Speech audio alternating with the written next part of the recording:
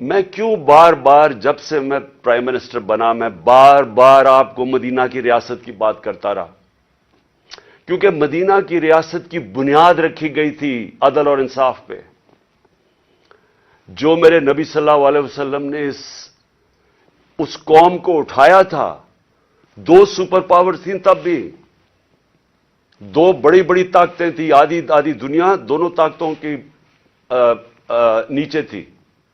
ادھر سے ان لوگوں کی حیثیت ہی نہیں تھی، ان کو میرے نبی صلی اللہ علیہ وسلم نے دنیا کی امامت کروائی، لیکن بنیاد رکھی عدل اور انصاف پہ. قانون کے سامنے سب ایک برابر. فرمایا کہ میری بیٹی بھی اگر جرم کرے گی تو اس کو سزا ملے گی.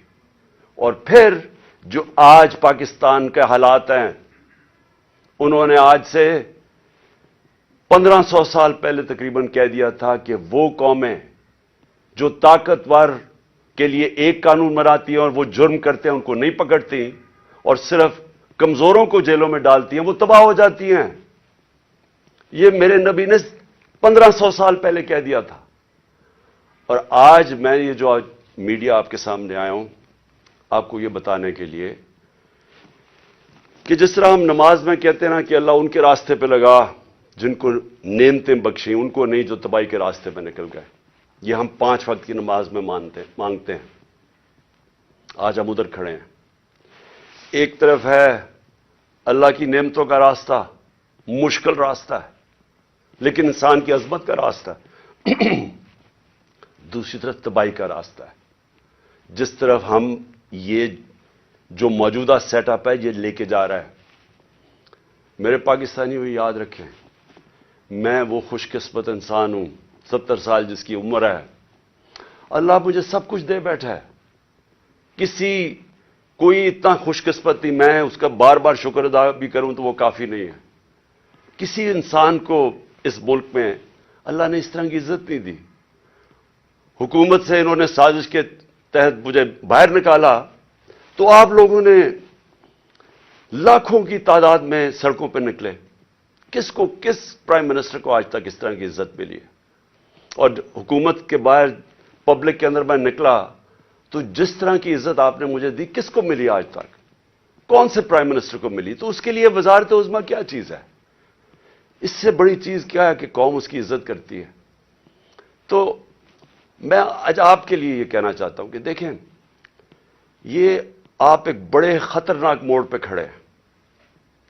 اگر میری قوم میری آواز آج سن کے آپ جو اللہ نے ہمارے اوپر حکم دیا ہوا ہے جہاد کا، جہاد ہے کیا؟ پہلے میں یہ بھی کلیئر کر دوں، ظلم کے سامنے اور نا انصافی کے سامنے کھڑا ہونا جہاد ہے. اللہ نے ہمارے پہ فرض کیا ہوا ہے. کیوں کیا ہوا ہے؟ ہماری بہتری کے لیے. جو قومیں رائے حق پہ کھڑی ہوتی ہیں اور انصاف کے لیے کھڑی ہوتی ہیں وہ آزاد ہو جاتی ہیں، اور انصاف کے بعد ہی خوشحالی آتی ہے. پہلے مدینہ کی ریاست میں عدل اور انصاف آیا، پھر خوشحالی آئی. نیلسن منڈیلا جو موجودہ بڑا ایک لیڈر میں مانتا ہوں، اس نے بڑی پتے کی بات کی. اس نے کہا اگر تم نے غربت کم کرنی ہے تو پہلے انصاف لے کے آؤ. چائنا نے دنیا کی تاریخ میں کبھی کسی قوم نے غربت کم نہیں کی جو چائنا نے کی ہے. 70 کروڑ لوگوں کو پچھلے 30-35 سال میں غربت سے نکال لیا انہوں نے. اور اسی قوم نے 450 وزیروں کو کرپشن کے اندر جیل میں ڈالا. یعنی طاقتور وزیروں کو انہوں نے قانون کے نیچے لے کے آئے.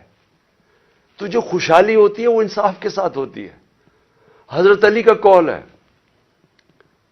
کہ کفر کا نظام چل جائے گا لیکن ظلم اور ناانصافی کا نظام نہیں چل سکتا. جدھر ہم جا رہے ہیں یہ نظام نہیں چل سکتا اور نہیں چل رہا. آج پوچھیں لوگوں کے حالات. آج کون سی قیامت آئی تھی کہ اپریل میں ہماری حکومت گئی ہے؟ 65 روپے کلو آٹا تھا، آج 135 روپے پہ پہنچ گیا یا اس سے بھی اوپر. کون سی قیامت آئی تھی کہ بجلی دگنی ہو گئی ہے؟ پٹرول ڈیزل دنیا عالمی مارکیٹ میں تو ان کی تیل کی قیمت کم ہے. کون سی قیامت ہے کہ یہ قیمتیں ان کی آج ادھر پہنچ گئی ہیں؟ کسانوں سے پوچھیں کون سی قیامت آئی ہے کہ یوریا دگنا ان کو دے رہا. 60 ارب روپیہ کسانوں نے صرف گندم کی فصل کے لیے یوریا پہ ایکسٹرا خرچ کیا ہے ہمارے دور سے. تو کیا ہوا پاکستان؟ یعنی ہماری حکومت جانے سے اب تک یہ کیا ہوا کہ بجلی آج دگنی ہو گئی ہے؟ بجلی کے بل لوگوں سے پوچھیں، آج عوام سے پوچھیں تو صحیح ان کے حالات کیا ہیں، اور ابھی مزید اور مہنگائی آنے والی ہے.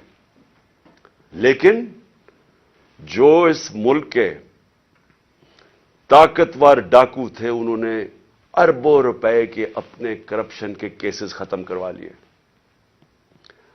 1100 ارب روپے کے اپنے کرپشن کے کیسز ختم کروا دیے اور قوم کو انہوں نے بھیج دیا تباہی کی طرف. آج ہمارا ملک، کبھی بھی ہمارے معاشی حالات ایسے نہیں تھے جو آج ہے. تو یہ کیوں ہے؟ سوال پوچھیں نا اپنے آپ سے، کیوں ہے؟ ہم سب سے زیادہ، میں پاکستانی، میں آپ کو بتاؤں جب میں مکہ گیا ہوں، مدینہ گیا ہوں، سب سے زیادہ مسلمان پاکستانی مجھے ملے وہاں. ہم یہاں تبلیغی جماعت کا اجتماع ہوتا ہے، 20 لاکھ لوگ جمع ہو جاتے ہیں، کیونکہ سارے یا عاشق رسول ہیں، اپنے دین میں ماننے والے لوگ ہیں. لیکن کیا وجہ ہے کہ ہم تباہی کے راستے پہ کھڑے ہیں؟ کیوں نہیں اللہ ہماری دعائیں کیوں نہیں سن رہا؟ کیونکہ اللہ نے کئی قانون بنائے ہوئے ہیں. سارے جتنے اللہ کے پیغمبر دنیا میں آئے تھے، سب ان کی دو میسیجز تھیں، صرف پیغام دو تھے: انصاف قائم کرو اور انسانیت، یعنی کمزور کی مدد کرو، جو کہ جانوروں کے قانون کے اندر کمزور کی سروائیول آف دا فٹسٹ ہے، کمزور مر جاتا ہے. انسانی معاشرے میں ہم اپنے کمزور طبقے کی مدد کرتے ہیں. جس کو پہلی دنیا کی تاریخ میں فلاحی ریاست بنائی تھی وہ مدینہ میں بنائی گئی تھی، انسانیت کا نظام آیا تھا. تو ہم اپنے آپ سے پوچھیں کہ آج وہ ملک جو خیرات دینے میں سب سے زیادہ ہے، میں اس کے سامنے ہوں. کبھی یعنی کہیں دنیا کے اندر کینسر ہاسپٹل کے اندر 75% مریضوں کا مفت علاج نہیں ہو سکتا، صرف پاکستان میں ہے. کیونکہ لوگ جب دیکھتے ہیں، جب کسی ادارے کو، جو خیراتی ادارے کے اوپر جب اعتماد کرتے ہیں، تو اس سے زیادہ کھلے دل کے لوگ ہی کوئی نہیں ہے. تو ہم وہ قوم ہیں جو ترستی ہے، جس کا نعرہ تھا کہ پاکستان کا مطلب کیا، لا الہ الا اللہ، عظیم نعرے. ہم نے اللہ سے دعویٰ کیا کہ اللہ تیرے سوا ہم کسی کے سامنے نہیں جھکتے، ہم آزاد لوگ ہیں، ہم نے آزادی کا دعویٰ کیا. آج اپنے حالات ہم دیکھیں، نہ ہمارے پاس آزادی ہے، نہ یہاں خوشحالی ہے. غربت بڑھتی جا رہی ہے، دن بدن قیمتیں بڑھتی جا رہی ہیں. تنخواہ دار طبقے سے پوچھیں کہ کیا حالات ہیں ان کے. پوچھیں آج بزنس مین سے، سب آج فیکٹریاں بند ہو رہی ہیں. پوچھیں آج بزنس کون سی، کسانوں سے پوچھیں، کسی سے پوچھیں، خاص طور پہ تنخواہ دار طبقے سے آج پوچھیں کہ وہ گزارا کیسے کر رہا ہے. تو کیا وجہ ہے اس کی؟ میں آج آپ کو بتاتا ہوں. اس کی وجہ ایک ہے کہ یہاں ظلم اور ناانصافی کا نظام ہے. میرے نبی صلی اللہ علیہ وسلم نے کہہ دیا تھا 1500 سال پہلے کہ طاقتور اگر چوری کرے تو آپ اس کو NRO دے دیں، اور بیچارے غریب لوگ جیلوں میں جائیں، اور پھر سمجھیں کہ اللہ ہماری دعائیں قبول کرے گا. اور اس لیے جہاد اس نے ہمیں کہا ہے کہ ظلم کے سامنے کھڑے ہو، ناانصافی کو قبول نہ کرو. اور آج میں خاص طور پہ مخاطب ہوں اپنی پاکستان کی عدلیہ سے، اور اس کے بعد پاکستان کی وکلا برادری سے.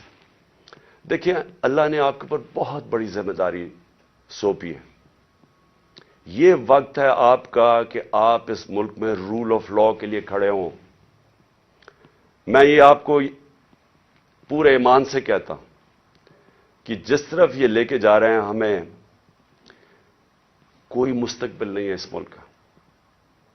جس طرح کے فیصلے کیے جا رہے ہیں، جس طرح کی انصاف کی اور قانون اور آئین کی دھجیاں اڑائی جا رہی ہیں، جس طرح وہ جنگل کا قانون نافذ کیا جا رہا ہے، اس طرح ہمارے ملک کا کوئی مستقبل نہیں ہے. پہلی دفعہ لوگوں کو خوف آنا شروع ہو گیا ہے. لوگ پاکستان سے امید ان کی چلی گئی ہے.